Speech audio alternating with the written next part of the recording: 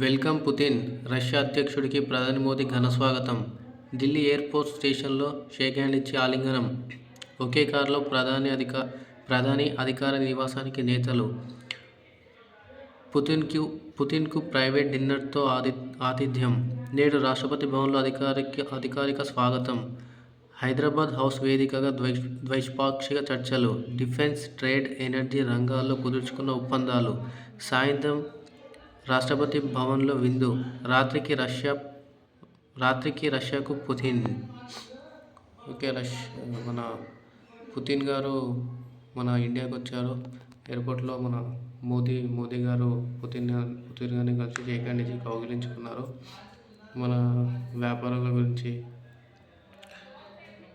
Weapons గురించి,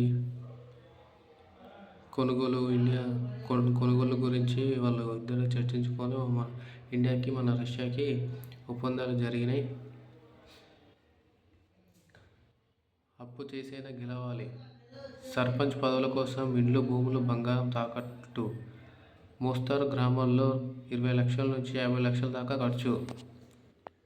ఇక ప్రత్యేక గ్రామాల్లో ₹1,00,00,000 తగ్గేదేలే. పదవిపై మోజు. పలుచోట్ల భారీ ఆదాయ మార్గాలే కారణం. గ్రానైట్, రియల్ ఎస్టేట్, ఇండస్ట్రియల్ ఏరియాలో పంచాయతీలకు ఫుల్ డిమాండ్. రిజర్వేషన్ పంచాయతీతో పోలిస్తే జనరల్ గ్రామాల్లో ఎక్కువ జోష్. గెలవాలంటే ప్రలోభాలు తప్పవంటున్న అభ్యర్థులు. ఇలా షెడ్యూల్ రాగానే అలా దావత్లు షురూ. ప్రచారం, పంపకాలతో కలిపి ఒక్కో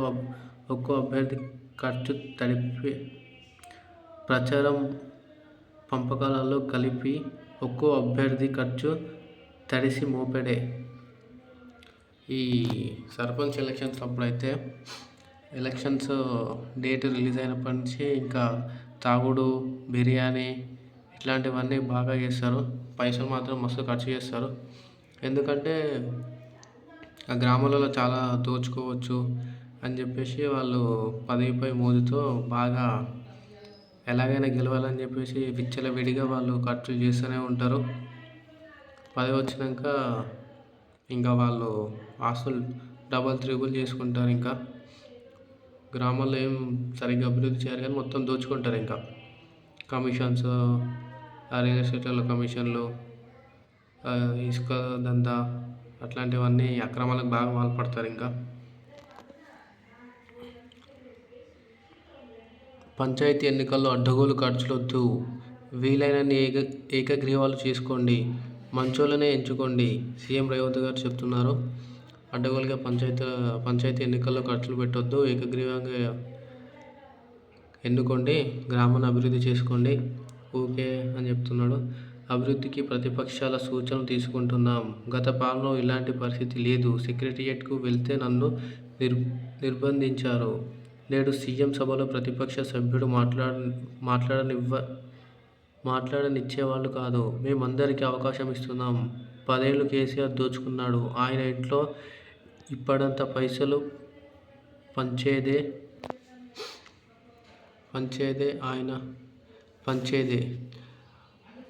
ప్రాణహిత ప్రాజెక్టును పూర్తి చేసి ఉమ్మడి ఆదిలాబాద్ జిల్లాలకు నీళ్లిస్తాం. ఏడాదిలో ఎయిర్పోర్ట్ పనులు షురూ. త్వరలో 40,000 ఉద్యోగాలు భర్తీ. నిరుద్యోగులు ప్రిపేర్ కావాలని సూచన. ఆదిలాబాద్లో ప్రజాపాలన విజయోత్సవ సభలో ప్రసంగం. ఆదిలాబాద్ మన సీఎం రేవంత్ రెడ్డి గారు ప్రజాపాలన విజయోత్సవ సభ నిర్వహించారు. అక్కడ వెళ్ళి నిరుద్యోగులు ఉంటే మంచిగా కోచింగ్కి వెళ్ళి చదువుకోండి, నోటిఫికేషన్ ఇచ్చేస్తాము అని చెప్తున్నారు. అక్కడ ఆదిలాబాద్లో ఎయిర్పోర్ట్ పనులు కూడా అభివృద్ధి చేస్తామంటున్నారు. మంచిదే కదా, నోటిఫికేషన్ ఇస్తే మనకు జాబ్లు వస్తాయి. కోతుల సమస్య ఏ శాఖ కిందకు వస్తుంది? లోక్సభలో ప్రస్తావించిన ఎంపీ కొండ విశ్వేశ్వర్ రెడ్డి. వాటిని నివారించేందుకు చర్యలు చేపట్టాలని కేంద్రానికి విజ్ఞప్తి. పంట నాశనం అవుతున్నాయని ఆవేదన. వికారాబాద్ జిల్లా రైతుల పరిస్థితి వివరించిన ఎంపీ బాధ్యత వహించేందుకు నోడల్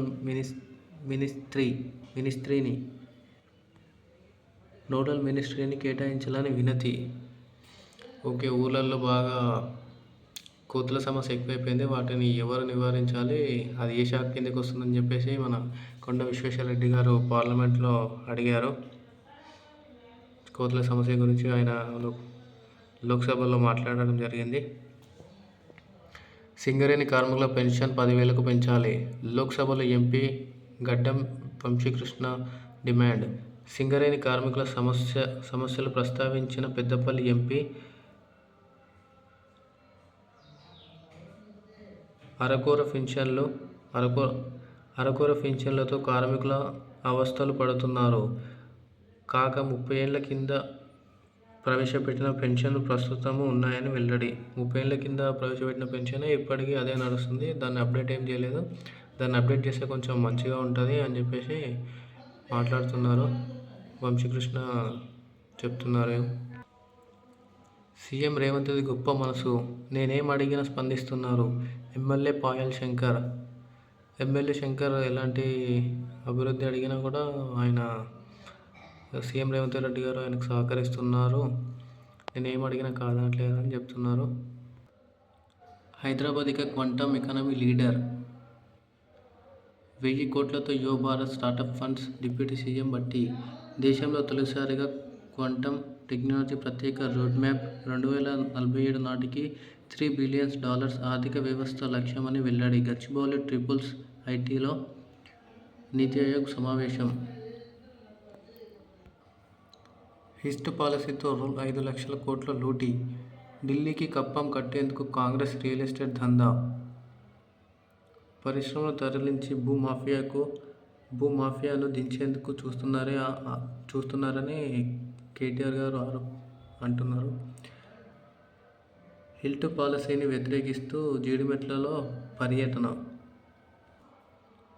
395 సర్పంచ్ స్థానాలు ఏకగ్రీవం. మొదటి విడతలో 3,836 సర్పంచ్ స్థానాలకు 13,122 మంది పోటీ.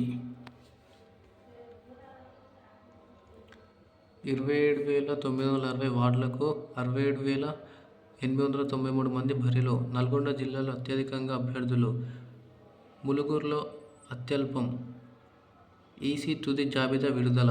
రెండో విడత నామినేషన్ పరిశీలన. మూడో విడతకు నేడే ఆఖరు. ఇందిరమ్మ స్కీమ్కు 246 మంది ఏఈలు అవుట్సోర్సింగ్ పద్ధతిలో నియామకం. లోకల్ ఎలక్షన్ ముగియగానే అపాయింట్మెంట్ ఆర్డర్లు. సింగరేణి విద్యుత్ ప్రాజెక్టులకు రాజస్థాన్ సర్కార్ గ్రీన్ సిగ్నల్. సోలార్ థర్మల్ ప్రాజెక్టుల నిర్మాణానికి ఆమోదం. డిప్యూటీ సీఎం భట్టిని కలిసి లేఖ అందజేసిన రాష్ట్ర మంత్రి. లోన్లలో సగం ఇండ్లకే. దేశంలో జనం తీసుకున్న అప్పుల్లో 52% హౌసింగ్ లోనే. 5 ఏళ్లలో డబులైన ఇండ్ల లోన్లు. 30 లక్షల కోట్లకు జంప్. చదువుల కన్నా క్రెడిట్ కార్డులకే ఎక్కువ బాకీలు. రాజ్యసభలో కేంద్ర ఆర్థిక శాఖ సహాయ మంత్రి పంకజ్ చౌదరి. హిడ్మాది ఎన్కౌంటర్ కాదు, హత్య. వైద్యం కోసం వెళ్లిన 13 మందిని ఏపీ పోలీసులు పట్టుకొని కాల్చి చంపారు. మావోయిస్టుల పార్టీ దండకార్య స్పెషల్ జోనల్ కమిటీ పేరిట లేఖ.